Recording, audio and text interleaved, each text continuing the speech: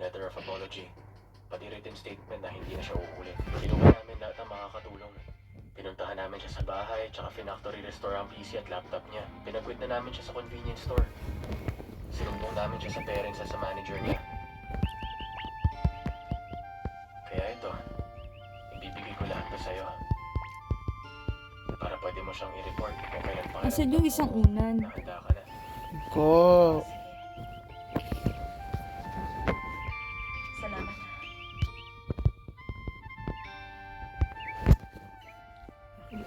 Nakakilala yun, lalo na mag-isa ka. Hindi naman. Inumin mo na yun. Ubusin mo na yun. Yung cola-cola mo. Nuna, okay lang namang matakot. Mas mabuting matakot kaysa masaktan. Huwag mo hahayaang saktan ka ng kahit sino. Trabaho mo dati na mahalin ka ng mga tao.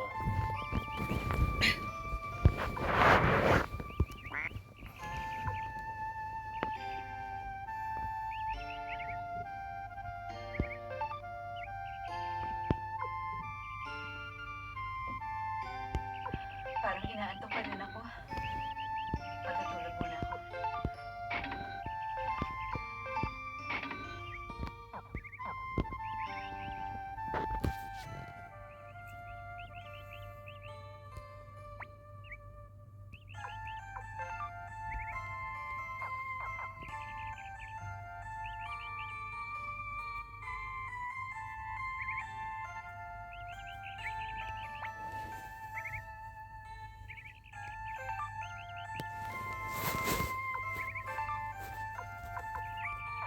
Hawakan ko muna.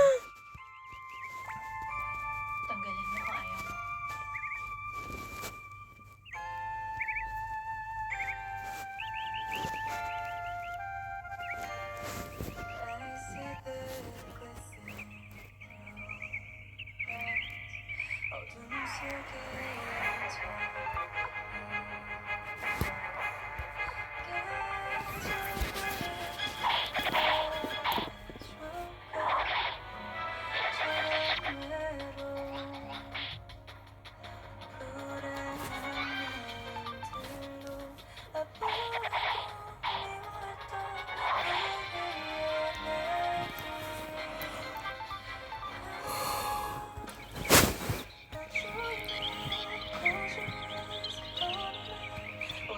Dito na rin natin. Ewan ko sa'yo. Ano ka dyan? Ano ka dyan? Wala. Sige ah! O, ito.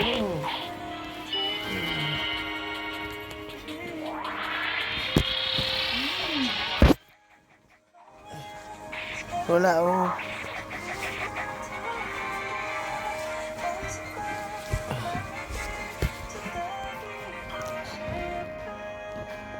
Ano mo ba nilagay?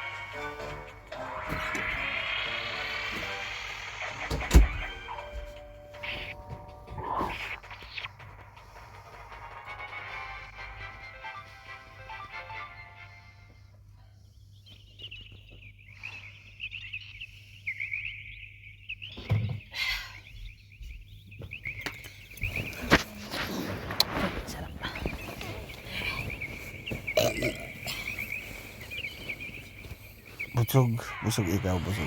Hindi, sinadya ko dumigay.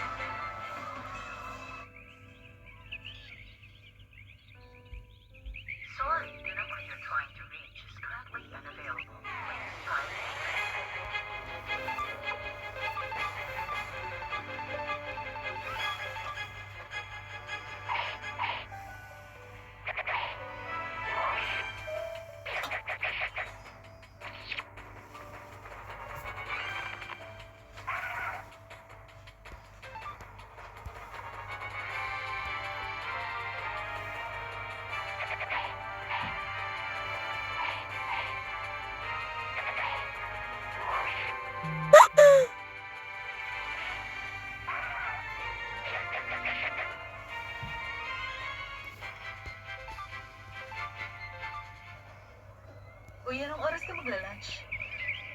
Parang wala akong oras mag-lunch eh. Ganon? Wawa ka naman. Pasensya na. Bakit ba palagi kang nagsasorry? Ano ba? Huwag mo nga ako isipin. Hindi ako nandito para sa'yo. Kaya ko mag-enjoy ng isa.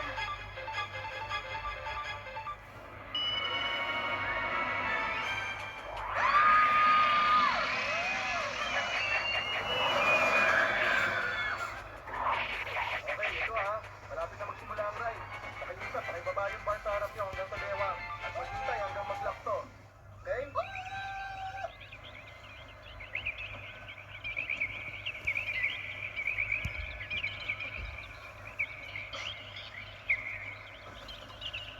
Wow! Ang boring dito, ang boring.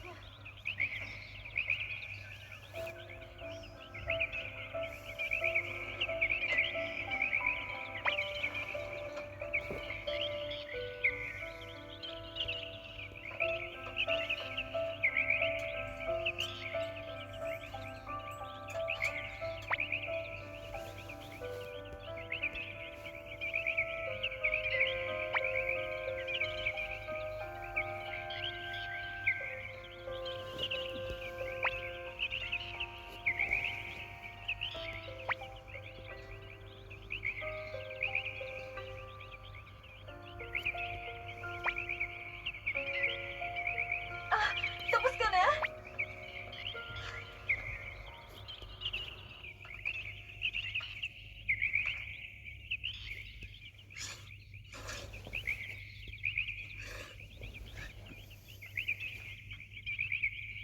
Enjoy ka sa noodles mo ah.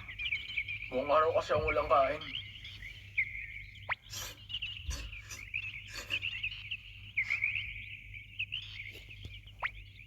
Kailan nga ba yun? May na-cancel akong show dahil sa panahon. At dahil doon, nagpahinga ako. Kaya para sa akin, regalo yung libreng oras na yun. Gusto ko talaga may gawin sa oras ko. Pero kahit anong pilit ko, wala akong maisip. Tapos na-realize ko, kahit na anong galing ko sa pagkanta at pagsayaw, wala na akong ibang kayang gawin.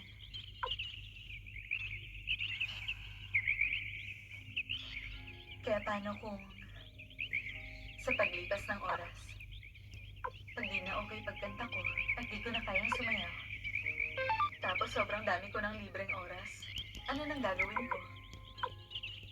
Mapapagot ako. Tsaka malulungkot. Hindi na magiging masaya ang buhay. Pero, masaya rin naman pala. Mas masaya nga. Di mabuti yun.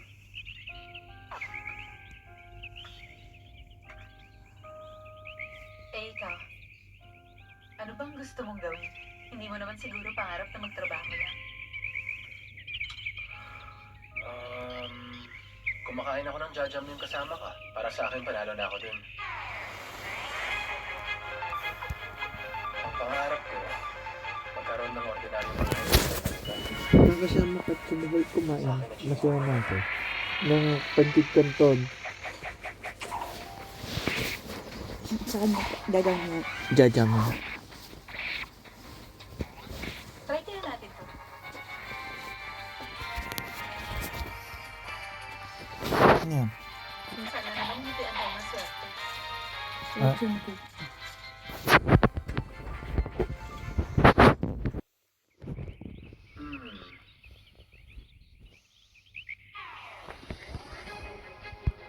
Teka, di ba dapat puro maganda lang nakasulat dito? Sino bang gumawa nito? Ano sabi? Malapit ka sa harap ng kalaban mo, na parang kang daga sa harap ng isang pusa. Ikaw yung daga? Maghanda sa di inaasahang bagay. Kung hindi, malaki ang babalik na kamalasan. Sinusubukan ko lang naman pasaya dito. Kaso palpak eh. Wala lang sa akin to. Hindi naman ako hindi ang mga nakakaaway. Tama ka. Tsaka maganda ang mood ko. Kasi ang sarap nitong jajangmyeon. Oh.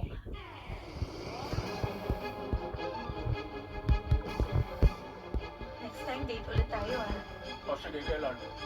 Kapag sobrang maganda na ang panahon, na mas gusto na lumabas.